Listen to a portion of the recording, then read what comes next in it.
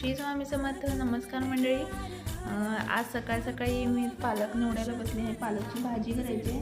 हाच पालक काही दिवसांपूर्वी 30 रुपये 40 रुपये किलो होता इकडे, पण आता 10 रुपयाला पेंडीसुद्धा याला कोणी विचारत नाही आहे. पण आपल्यातले असे सुद्धा महाभाग आहेत की 10 रुपयाची पेंडी होऊन सुद्धा 10 रुपयेवरून त्याला 5 रुपयेवर आणतायत, 20वरून 10वर आणतायत आणि इतका स्वस्त माल असून सुद्धा आपण तो द्यायला कचरतोय.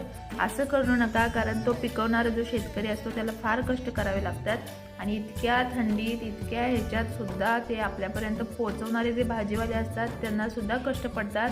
त्यामुळे 5-10 रुपयासाठी तुम्ही घासाघीस करू नका. त्यांना सुद्धा 5-10 रुपये जास्त दिले तरी आपल्याला कुठेही कमी पडणार नाही आणि आपली तेवढी नक्कीच ऐपत आहे. त्यामुळे तुम्ही शेतकऱ्यांच्या मालाला स्वतःचा दर देण्याचा प्रयत्न करू नका. ते जर 5-10 रुपये जास्त मागत असतील तर तुम्ही कोणतीही आडेवेडे न घेता त्यांना देऊन टाका, कारण तो त्यांचा हक्कच आहे. चला तर मग तुम्ही सुद्धा ही गोष्ट लक्षात ठेवाल हे नक्कीच मला माहिती आहे. चला, बाय बाय.